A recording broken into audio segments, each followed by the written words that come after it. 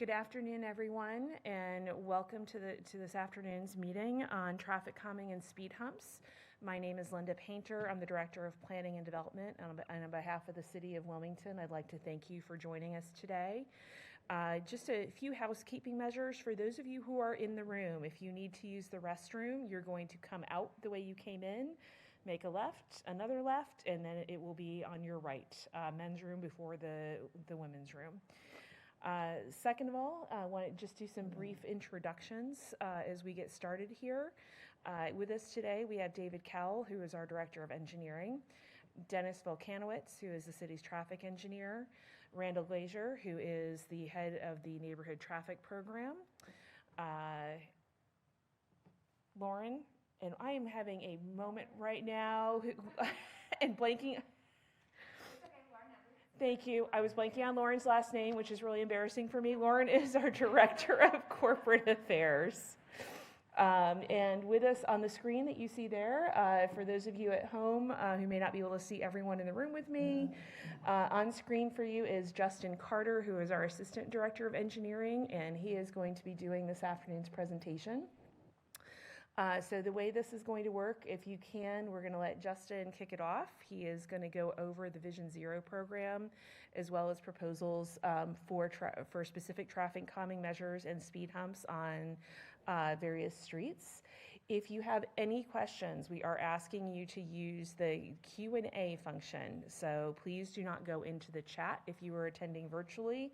And the Q&A function, I believe, it looks like on our screen, the second icon from the left on the top.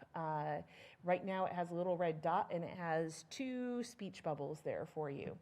So that is how you're going to ask questions. And when we get to the end of the session, Lauren is going to be moderating that, and any questions we receive through the chat, she will be reading out to the room so everyone can hear them.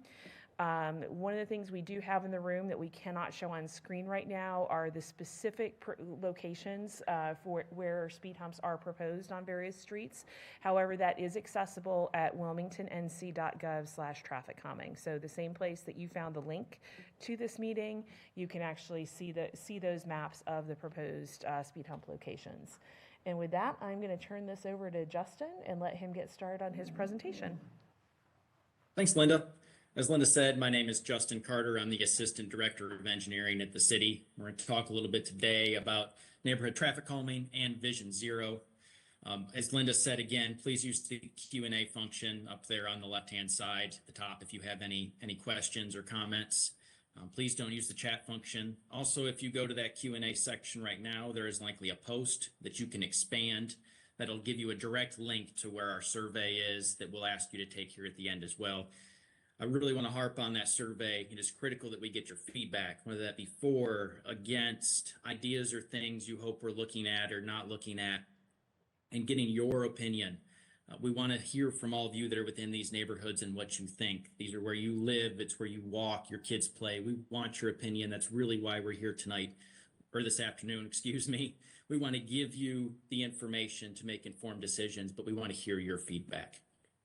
So with that, I'm going to share my screen. We'll jump right in. Give everything a second just to load up, make sure we're good on everybody's end.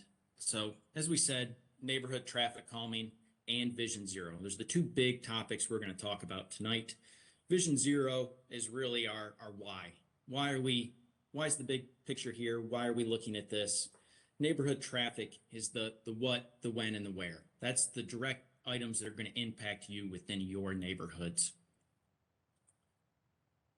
Excuse me as we get things going. So again, Vision Zero, neighborhood traffic calming.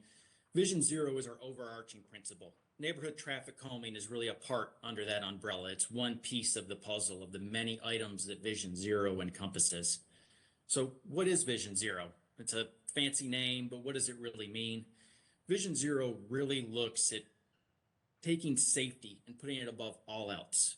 You know, whether that be getting someplace quickly, whether that be convenience, it says the number one thing should be getting to where you want to go safely, along with the people around you that are also utilizing our systems.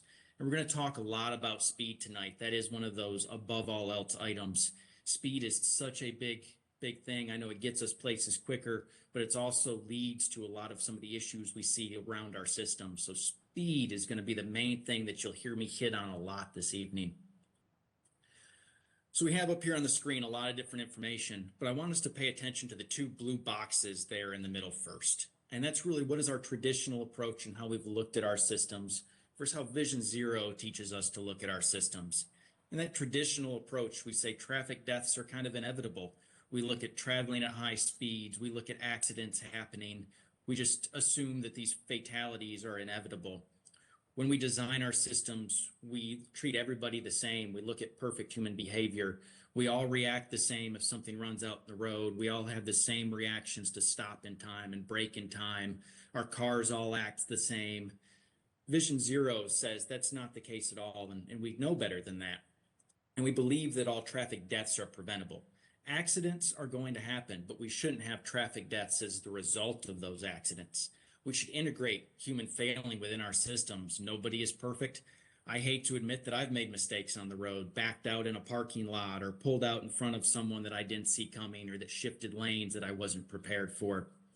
We should be utilizing our systems to prevent fatalities and severe accidents. We're all imperfect. We're all human. We're going to make those mistakes. So why should our systems fail us when we do as well? We should be utilizing our systems to improve our safety and prevent those fatalities. So why? Why transition from that traditional approach to Vision Zero? Well, that's that number right there at the top, right? That's that 143 fatal crashes since 2015. So over the past 10 years, let's put that number in perspective a little bit. That's 14.3 fatal crashes per year. If we round up, we'll say 15 fatal crashes per year. It's far too many. That's one fatal crash a month, more than one fatal crash a month. And let's also, again, put this in a little bit more perspective. Is that a fatal crash? There may be multiple fatalities within that crash, but one fatal crash per month within the city of Wilmington. Vision Zero says that's far too many. I hope all of us online and in the room say that's far too many. We as city staff believe that's far too many, which is why we want to move to Vision Zero. We want to change the way we look, see, and interact with our systems to bring that number, hopefully, as our goal within the next 10 years, down to zero. This puts that speed item that we talked about a little bit in perspective, but before we look at the side of the screen there with our nice graphic, let's focus on that second bullet down there, because it really is what impacts our neighborhoods a lot and the neighborhood traffic calming that we're going to speak about. And in the past 9 years, and let's say 10 for just ease of round numbers, Wilmington pedestrians were only involved in 1% of the crashes within the city. So for every 100 crashes within our city, one of those accidents involved a pedestrian. But of that just 1%, the fatality number that we showed on the other screen, that 143 number, 32% of those pedestrian accidents involved fatalities, which makes sense, right? You've got someone that's unprotected, that is just a human body standing there being impacted by a vehicle, a big metal or plastic box moving at a speed, whether it be 25, 40 miles per hour. They're incredibly vulnerable and likely to have severe life-threatening or fatal impacts to that. And so that makes sense. But it also tells us that that's where we really want to focus in, especially here early on, is on pedestrian safety. Because if we can bring that number down closer to the percent of the accidents they're involved in, then we can make a huge impact on reducing that number right at the start. And we want to look at our systems as a whole, but it's a big red flashing light to us to say pedestrians are one of the most at-risk people using our systems to start with. So now let's look at the right side over here, and we can see just how big of impact speed has. If we're doing 25 miles per hour and a pedestrian is struck by a car, there is a 1 in 4 chance that that is life-threatening or fatal, but 3 of those 4 people get up and walk away without a life-threatening or fatal injury. If we are doing 40 miles per hour, that number drastically changes, where 3 of those 4 people have now suffered a life-threatening or fatal injury, and only 1 of those 4 get up and walk away. There's a huge difference that speed controls with the survivability of an accident. But not only that, and what we don't have within our slides that I really want to point out as well, is speed has a huge impact on whether there is even an accident. Our stopping distances are far shorter. Our reaction times are allowed to be longer. Our cars are much more maneuverable to avoid these incidences. Speed is a driver, not just in the survivability, but in the likelihood of an incident as well. So when we look at our neighborhoods that we're going to talk a lot about today, with all the things going on, driveways coming in from different directions, kids playing, people walking their dogs, we want to be utilizing those systems for what they're designed at, because it allows us to be as safe as we can possibly be. And this is a graphic that I really, really like. It's something that our planning department has put together. It also helps us look at kind of how we want to treat our systems within Vision Zero. And this is what we call a Swiss cheese model. So on the right, you see that arrow going all the way through all those pieces of Swiss cheese. And that really looks to, annotate a failure of all those systems. And when we have a failure of all those systems, we're going to see a death or a serious injury because our systems have failed completely. But if we can get just one of those systems, and that's what our left side shows, to work, to not have all of the holes of our Swiss cheese aligned, just one of those systems, then we can make it so that we don't have a serious or fatal injury, that our systems have protected the people that are using them. And that's really what we want to aim to do. We're going to talk to this afternoon about neighborhood traffic calming, which really focuses on safe roads and safe speeds. But the last thing I want to point out before we move on from this slide is safe road users, and that's all of us. We have such a huge and important part that we can all play on making sure we're looking at these systems from our own individual point of view as well, to get to where we want to go safe, but also to help the people around us get there safe as well. Whether that's speed, whether that's the decisions we make, we are the first point within that graphic on getting to where we want to go safely. So now we're going to talk about neighborhood traffic calming. Again, that's why most of you are probably here, is what are we doing to affect your neighborhoods, your streets, and hopefully making things safer. The first thing we're going to talk about are what are the tools under the tool belt of neighborhood traffic calming. And we see speed humps there is that first graphic. We're going to talk a lot about those as we move forward, so I'm going to skip over it a little bit. We have many roundabouts, pedestrian safety islands, gateways. You may see many roundabouts and a lot of the new developments being put forward to help control traffic and control speeds.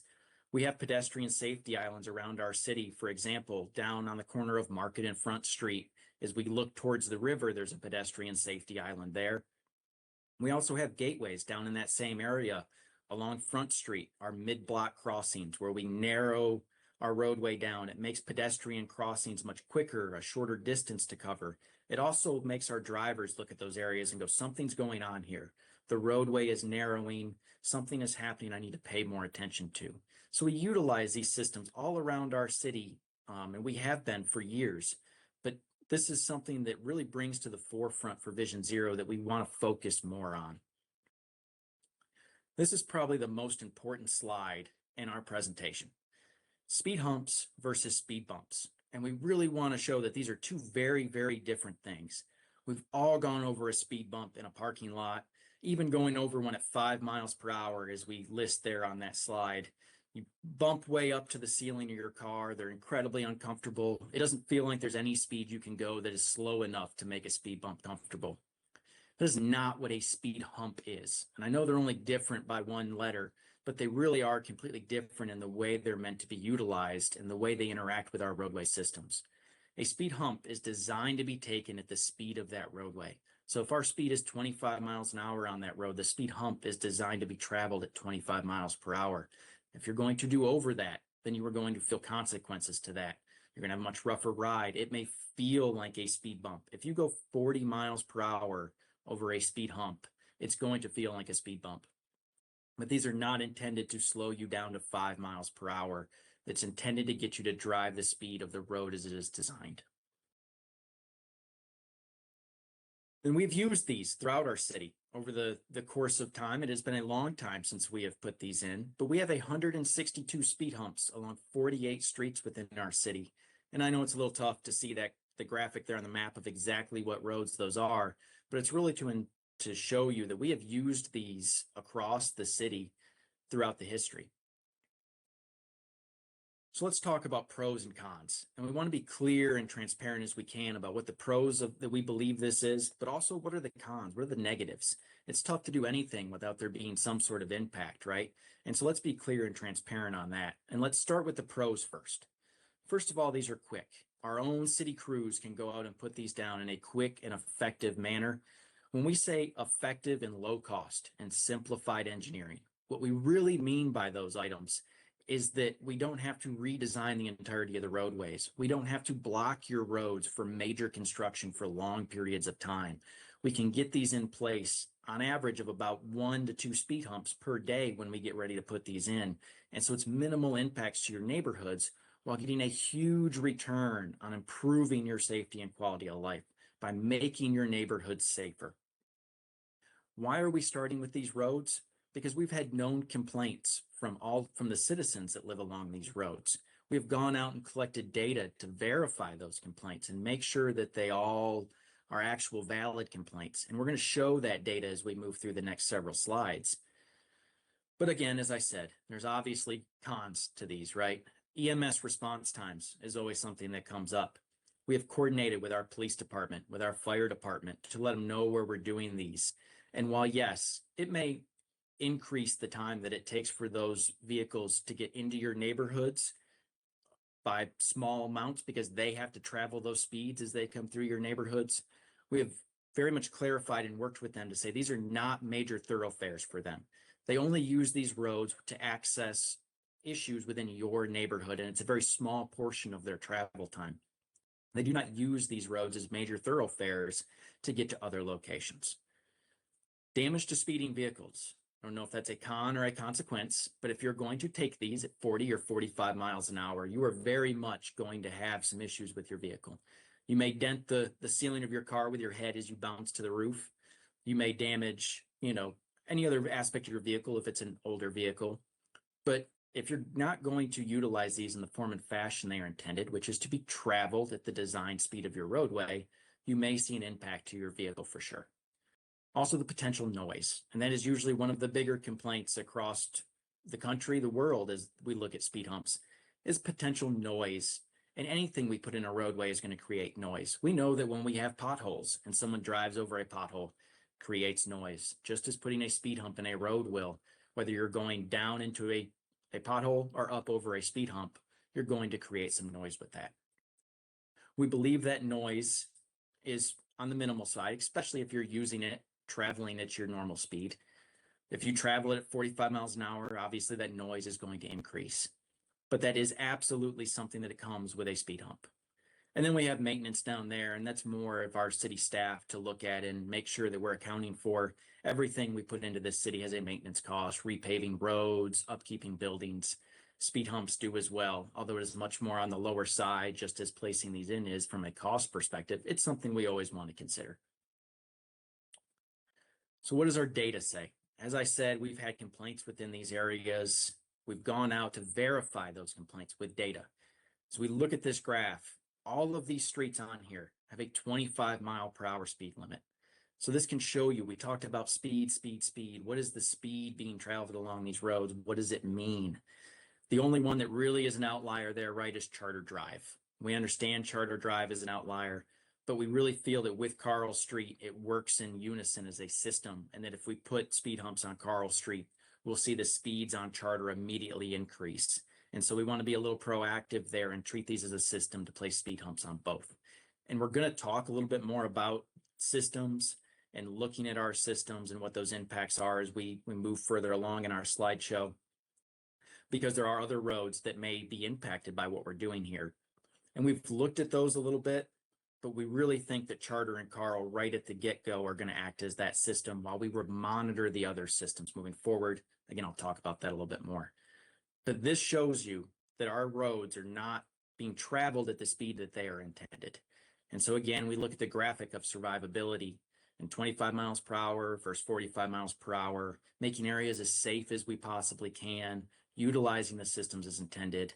This tells us we need to do something there. Speed humps is the answer we came up with based on the pros that you saw on that previous slide to get us to where we believe we need to be to make things as safe as we possibly can. So what does that look like for your roads? And those of you in the room, you'll see some kind of billboard-esque type things around our room to show the roads and where we're currently preliminary planning those. As Linda said, if you go onto our website, you can find these as well. But what do they mean? Let's interpret some of that data. Obviously, the thick yellow lines is where we are currently proposing to place speed humps. Between those speed humps, we have approximately 350 feet of spacing. Now, that does vary a little bit depending on some of the items there. We may have driveways that are in the way, intersections, utilities, different things. So we will go up to about 450 feet between them if need be, and we may go as short as 250 feet. That distance is really not only a distance that we've garnered through experience of the systems we've placed prior, but also what the engineering community around the country has learned as well. If we place these greater than 500 feet, and again, really as we start getting over 350, we see people punch the gas when they get over the first one, slam on the brakes as they get to the next one, and proceed to do that along the way, which really does not give us the result we want, right? Someone's punching the gas, they're accelerating. It's not the effect we're looking for. We're not reducing the speeds as intended. If we get below 250 feet, well, then it just feels like you're driving off-road, right? You're driving over one of these every 2 seconds. We don't want that either. So 350 feet really is that sweet spot to where we feel that you can drive these in a nice and smooth fashion while also not being able to punch the gas to get from one to the next and finding that to be beneficial for your drive. So where are we at? Right now, we've gone through the initiation. We've done our conceptual design. It's what you'll see around the room. It's also, again, what you'll see online that we just talked about. We're here in the engagement portion. We want to get your feedback. We can look at these from our engineering perspective. We can look at the data. We can see what we think is the best solution. But these are your neighborhoods. This is where your children play. You walk your dogs, as I stated before. You may ride your bikes. You go out to get your newspaper. What do you see? What do you feel? What do you think? Once we get your feedback, and again, it's going to be critically important that we do because it's going to affect the final design of our project. As Linda said, the key word there was proposed. This is what we think right now, but we need your feedback and your thoughts. From there, we'll finalize that and we'll move into construction. We'll start construction probably in the spring to summer of 2026, and we'll work our way through all of these roads. We do not have a specific layout for which roads we will start with versus where we will end, with exception to Rogersville Road. Rogersville Road is slated to have a pavement resurfacing in 2027. We will put the speed humps on Rogersville Road when we do the resurfacing. It doesn't make sense to do more. So that really is the only road where we say we're probably sliding this towards the back end of our schedule of implementing these is Rogersville Road. One of the key items here, though, and that I said I would talk about a little bit earlier, is that evaluation portion. We understand that as we put speed humps on some of these roads, traffic patterns may change. They may shift to other roads. It may cause speeding to move and shift as people try to change their commute times. We want to track that. We want to make sure that we're looking at the neighborhoods as a whole and making changes to make the entirety of the neighborhood safe, not just these roads. Our hope is that we can place them on these roads and that will solve the speeding problems that we see within your neighborhoods. But we want to make sure that's a true statement by coming back and evaluating them to look at our traffic volumes. Have the volumes shifted? Where have those volumes shifted to? Are those volumes shifted to side roads where speeds are now increasing? Do we need to look at doing something on those roads, whether it be speed humps or other items as we've shown within our tool bag? And what are our solutions there? Our goal is not to walk away from put these in and walk away. We want to make sure we're monitoring and getting the results that we want to see. So with that, we're on our questions and feedback slide. You can see here on the screen a questionnaire QR code and a Vision Zero QR code. You can go to that QR code. It will take you to the link that our team has posted within the Q&A section. That is where you're going to fill out that survey that is critical for us to hear from you. Again, it's going to impact what our final design is and what we do moving forward. As we've talked through today, this is our proposal. But if nobody likes this and we don't think it's the solution for your neighborhoods, let us know that. If you think it is, let us know that as well. We want to hear from all of you and what you think. Last thing I will say, please be kind and courteous. We're not here to change the hearts and minds of everyone. We're here to give you the information to make decisions on your opinions. We don't want to comment on people's opinions. We want to hear all of them. We all come from different walks of life and view things differently. So let's be kind and courteous as we post things and we comment on things. With that, I'm going to turn it over to our staff there in the building, the people in the room if there are questions. And then from there, once questions are done within the room, our staff will read me questions that we'll answer. That will be your online questions. So with that, Lauren and Dylan, I will turn it over to you. All right, thank you, Dylan. We do, for those of you in the room, we do have Amy Willis, who is one of our media managers, and she has a microphone that she is going to be bringing to you. So we do ask that if you have a question, please use the microphone so that way everyone who's attending online can also see that. One thing I also want to do, because I wasn't looking at the screen earlier, is just let you know that Deputy City Manager Tom Moten is also in attendance. And Lauren, is there anyone else from city staff in attendance in the virtual meeting? I believe that is it. All right. So does anyone here have any questions to kick off? Are you proposing? Oh, sorry, I'm going to ask you. That's okay. Just for the people online. Yeah. Thank you. Are you proposing also putting sidewalks in some of these residential streets? We don't have them on Jeb Stewart, and we really, really need them. We had asked several years ago, we used to call and complain all the time about speeders and so forth, and we were told, there is no speeding on your street, and you don't have enough cars, traffic to have sidewalks. But up there, your thing said we have 890 cars a day. So we really do need sidewalks on Jeb Stewart. I won't even walk on it. He's been threatened with a vicious dog, flipped off the other day when somebody had to slow down for him. Mm-hmm. A baby in a carriage got flipped off. I've been cussed out. We really need sidewalks, and I am all for the speed bumps, every 10 feet. Thank you, ma'am. Yes, so speed humps are the first start. And so I will say that right now we are not currently considering sidewalks out there. That doesn't mean we won't come back and look at them. Part of that is just driven by getting these down and getting these in place quickly and effectively to slow speeding down right here to start, and then evaluating what that looks like. But I will tell you right now, from where we're at within our process and our phase, we're not looking at putting sidewalks down. There was a multitude of reasons for that, but the main one right off the bat is we want to get something in place as quick as we can, which is the speed humps, to slow those speeds and then go from there.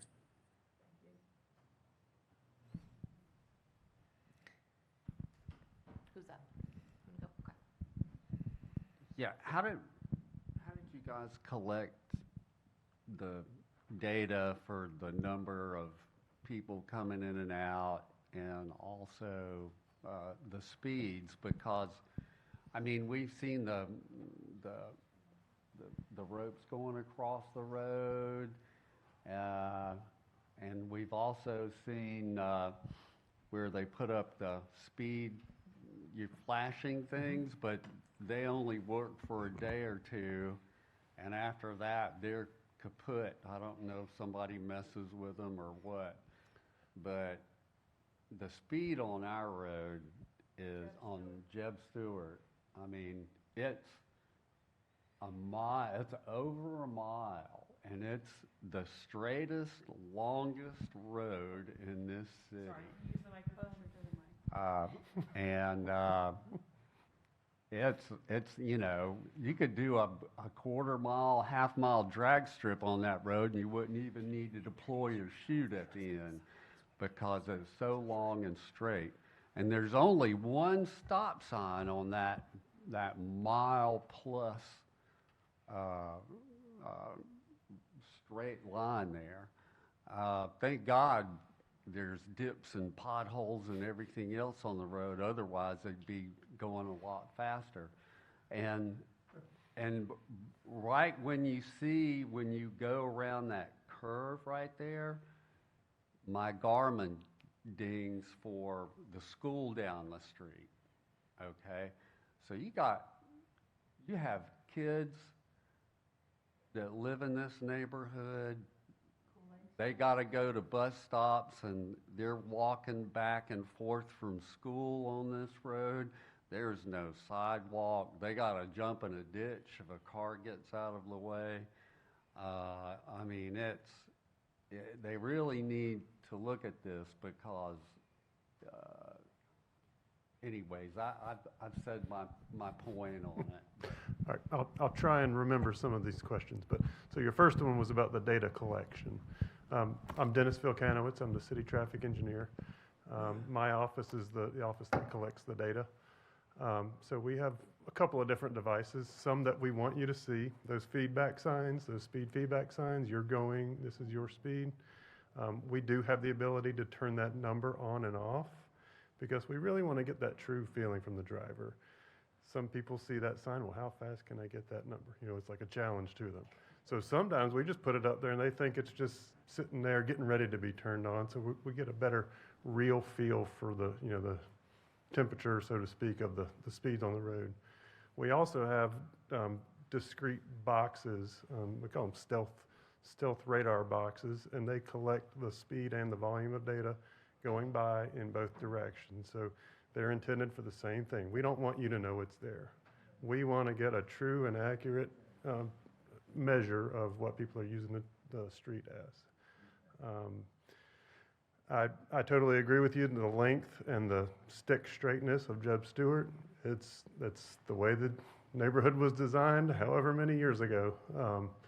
That's why you see so many speed humps. You know, we're shooting for that 350-foot spacing along there. Your street's probably going to get one of the most speed humps along all of these just due to the sheer distance of that street. These are all 25-mile-an-hour roads, and we want them to operate at 25. We hope that will help with the feeling of safety. A lot of this is for, let's bring that neighborhood feeling back to the neighborhoods. You guys live there, and we want you to enjoy it. Well, you would think, you know, neighborhoods are what draw people here, okay? And if you're living in some of these nice, like that Pine Valley and stuff over there, and you're talking to people that want to move here, and it's like there's very disappointing traffic control in town through the neighborhoods. So I mean, it would really be an attraction for people to move here if they felt safe walking in their neighborhoods without being run down by a car or worried about their kid, because there's a ton of kids that flood out on that road to go down to the school down there. So, yeah, I agree. I like this. I'm just concerned about the priority, I guess, of when you're going to do. So who's going to get done first or right? what. Yeah. I don't want to speak for our Public Works Department or Streets Department that installs it, but Justin had the schedule up there earlier, you know, later in 2026 with Rogersville being moved to the end of that line. So that once they all start going in, they're gonna go in pretty quick. They're gonna knock out a street, you know, move to the next street. So we've got 7 streets selected. So regardless of when they start, if it's next late spring, early summer, or in the fall, 2 or 3 a day, you know, they're going to try and get through it as fast as possible. So. I live on Burnett Boulevard, and I want to thank you for finally coming to this conclusion. I've lived there 13 years. It's a dangerous street. You saw the numbers, 85% of the people are going 37 miles an hour. So thank you for doing this. I'm here to find out why anybody would be against it. So I'll listen to people, and I appreciate if you would put it in emails to people, what people say, because I don't understand how you can be against it if you live on one of those streets. The other question I guess I have is who makes the final decision? Is this going to be a rubber stamp decision by the city council, or are you going to make the recommendation and it's going to happen? I think the recommendation for the locations, we've done a little, you know, preliminary work. We've put these dots on the map of where we think they might fit best, which is why, like Justin mentioned, is why we're here. We want to kind of hear from you.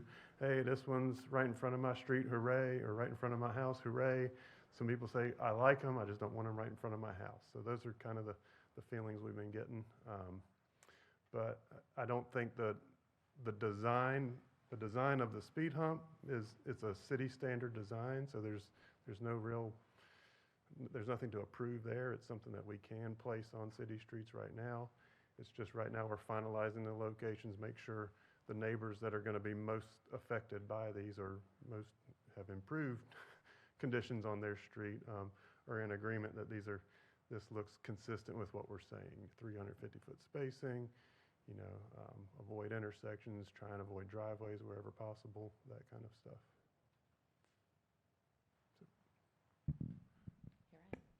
Could you answer my question about the decision-making process? The decision-making process for installation of these? No, whether or not it's going to happen. Oh, the decision's been made that we're going to do something. This is what the speed humps are what we've decided we're going to start with speed humps in these identified neighborhoods. I do want to What add I- on that if we were to receive substantial objections, so for example, if everyone on Burnett, if we had a substantial contingency of people on Burnett participating in the survey that said we don't want this, then we would take a step back and look at this in terms of how do we proceed. I can tell you so far, we've had maybe one or two people that have participated in the survey say, no, I don't want this.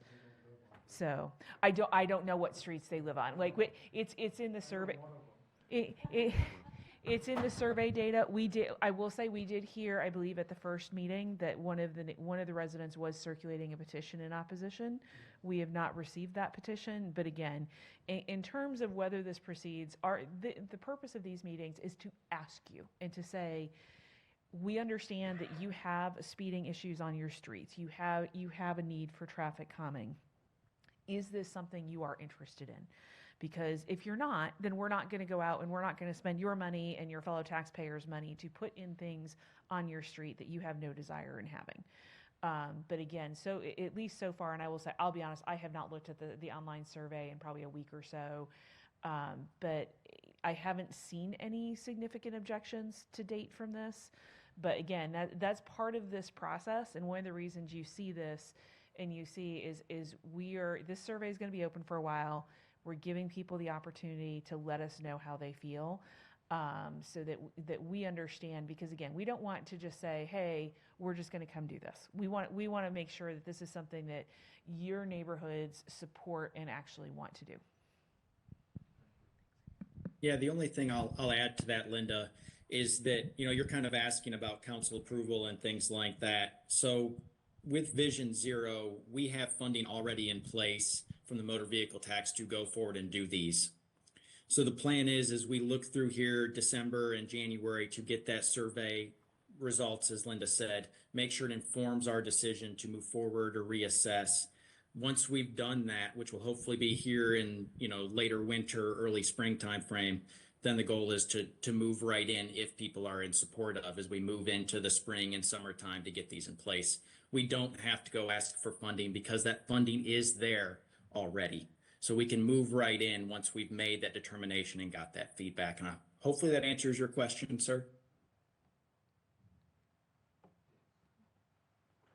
Good afternoon. I'm Kevin Bartlett. I live on Harrison Street, one street over from Burnett.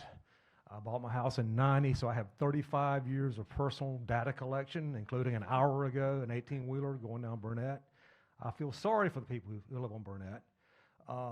One thing that concerns me is that I know from experience, if Burnett has any kind of impediment, some of these people will go over to Harrison and hit the gas. I know that for a fact.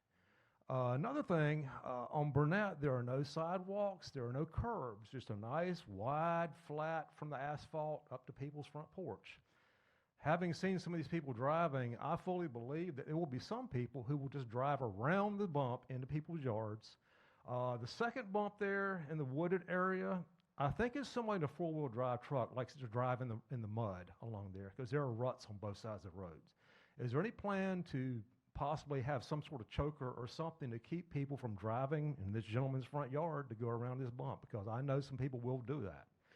And also, I think Southern Boulevard really needs some of these traffic calming devices. So I'll say right now, we don't have any plans to put any additional features outside of the speed humps that we've shown on the maps and on the screen. What I would ask you to do, and that's for anybody that's online, that's in the room, as you fill out that questionnaire and that survey, please put those things in there. Those are things that, again, you have personal knowledge of that we want to go out and look at and see if those are needed there, if we have that data to back that up, and things that bring to our attention that maybe we weren't thinking about or maybe we just don't know about. So please put that in that survey for us to go out and start looking at and start bringing into hopefully fruition if they are needed, and we can add those to what we're doing. So this is, again, our first initial attempt of saying this is what we're thinking. We know there's special things just like you're talking about, sir, but we don't always know where they're at. So your feedback of saying, love the speed humps, but we've got some issues in these specific areas you guys are really going to need to address as well, we absolutely want to hear about. So first of all, thank you for coming and thank you for saying that. Please also add it to that questionnaire so that our staff can go out there and start looking at those areas on top of what we're already looking at. Justin, this is Randall Glazier. I just wanted to add, we do have object markers. We use the small 6-inch object markers on either side of the speed humps that we have existing now when we have people driving around them. So we do have one option there that we will put in if we see that's a problem in these neighborhoods. And that deters people with the post in the ground and then the object marker there from going around them. What was that called again? It's an object marker. It's a small reflective, just like you see any other object marker on the street. So they go on either side in the grass area, the right-of-way area outside of the speed hump. It's like a short post. Yeah, it's just a short post. If you go some of the other neighborhoods or look on Street View, you can see those where we have speed humps.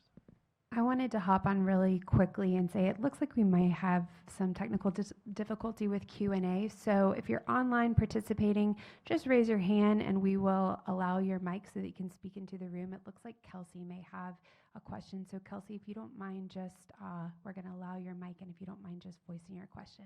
Thank you. Thank you. Can you hear me? Yes. Yep, Yes. loud and clear. Great. So thank you for having this meeting. We live on Carl Street right in the middle. We've got a couple of kids that are constantly running around playing out there. Actually, the day before you sent this flyer out, one of my friends' 6-year-old was inches away from being hit by a car going about 42 miles an hour. So very glad you're doing this. My question is, or I will make a statement, put those speed humps anywhere you want on Carl Street. I don't care how many you put on, we'll be very happy to have them. What I was wondering is, because this is also an area with a lot of college students, and I see a lot of them walking to school, that street light that's right at the end of Carl Street and Racine, there's no walk signal and there's no safe way to cross that street. So just as an FYI or something to add on to planning, is that would, add a big safety feature, I think, to this street. All right. Thank you, Kelsey. Yeah. We'll make note of that intersection, and I appreciate the support of the speed humps. Oh, sorry, I was muted. Yeah, I'll also add, Kelsey, too, that this is Vision Zero that we're going to continue to move forward with. That is a huge part of what we're going to look at, is looking at our lights, looking at pedestrian leading signal intervals, looking at adding crosswalks to areas that the data tells us we need to. So we're continuing to dive into that data. We're just in the very, very early stages of it, and this is that first piece. Absolutely, thank you for letting us know to hit that intersection right off the bat. But that's definitely something that we're looking at as a Vision Zero as a whole to do across the entire city, is looking at those crosswalks, looking at our signalization of those, and where we need some that we maybe don't have some, and where we can make them better. I was looking at your data, and it looks like it only includes deaths. On Jeb Stewart, my neighbor across the street had a lab, and he had the lab on the leash, and he walked to his mailbox. I mean, it's a neighborhood. There's no sidewalks. It's probably the most narrow road we have in a neighborhood. And he's on a leash checking his mail, and somebody runs down his lab. You know, there's a lot of other incidents on some of these roads that just don't get put in the numbers here. My other neighbor, Catty Corn, he was riding down the road out there, and somebody decided they were going to pass him, and they stayed in his lane. I don't know if they were trying to intimidate him with the truck or whatever, but they ended up taking him out. He's like 80, and he's no longer able to bicycle anymore, but he's not dead. But there are a lot of things going on that I don't think that bubble up on some of the dangers of these roads out here. Jeb Stewart, I mean, that's super narrow. You have a car pulling a boat coming one way and a car pulling a boat the other way. One of them has to pull off the road so they can both go by. And it's like a drag strip down through there. It's a mile plus.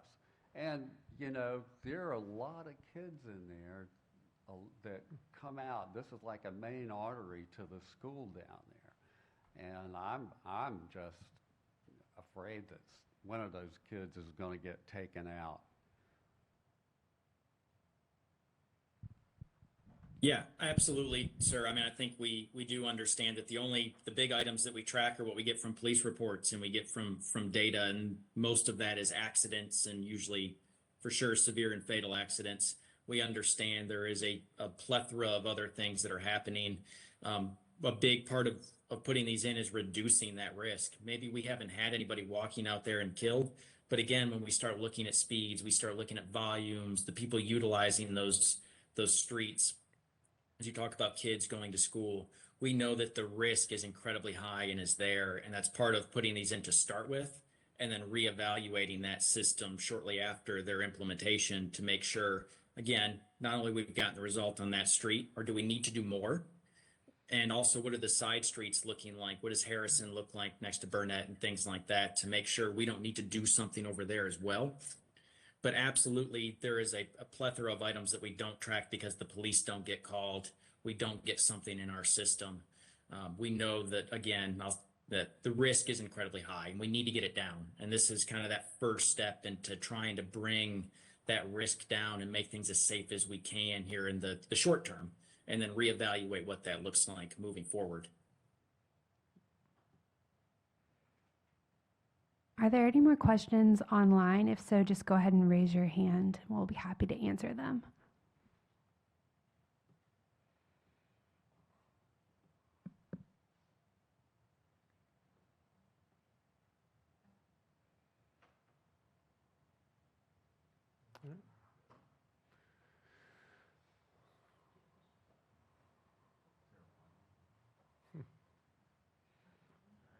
Justin, I think we're at the conclusion. We'll definitely stick around and answer any more specific questions on any of these maps for anybody in the room.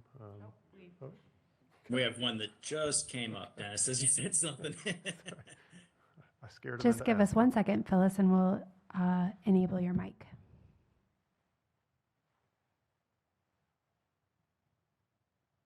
Okay, go ahead.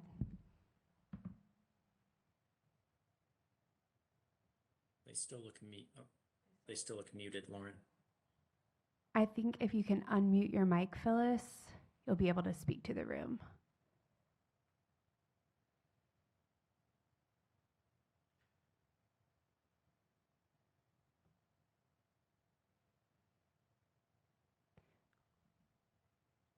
We can try Yeah, we're still seeing Amy. you. Yeah, we can try Amy while we're waiting for Phyllis.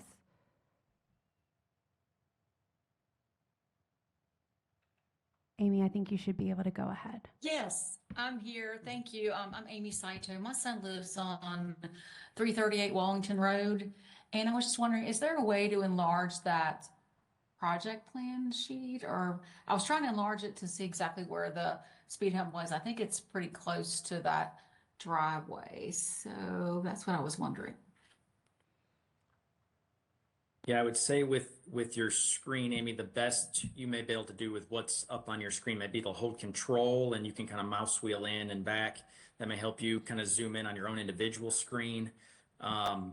Outside of that, we can try, if you would email our staff, Linda. I don't know if we can provide an email that maybe we could provide some additional blow ups and email them some more zoomed in versions of those with what we have. But that would be my best solution for what you have currently right on your screen is kind of control and either mouse wheel in or try to zoom in that way. I know it's not perfect. And I would say, Thank you, that does help. and just That does looking at the map in the room, it looks like the proposed speed hump is between 338 Wellington and 341 Wellington. Yes, that's what I could determine too. I was just trying to see where it was in relation to our driveway at 338. It looks like it's past it, maybe going towards that intersection. Phyllis, were you able to unmute your mic? Thanks again. Thank you.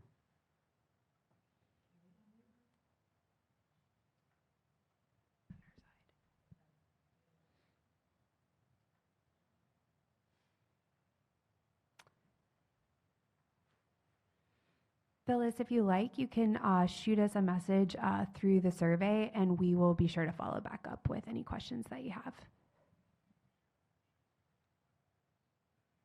Yeah, and maybe, Lauren, let me kind of stop sharing here for a minute. Let's see if you guys, I don't know if everyone can see my screen, but up here at the top, Phyllis, your microphone should allow you to unmute it now. Up here at the top, it might have a cross through it if you just click on it.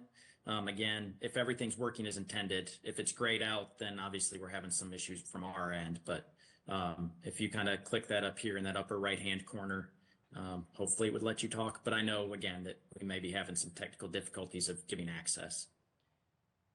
Lauren, the links to the website or in the survey, are those in the chat right now? During the Q&A.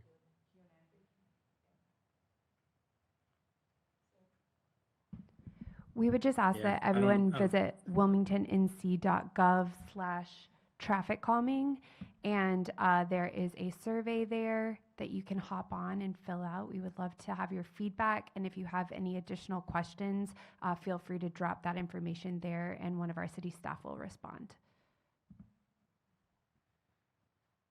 And I believe we have an email, which is vision0@wilmingtonnc.gov.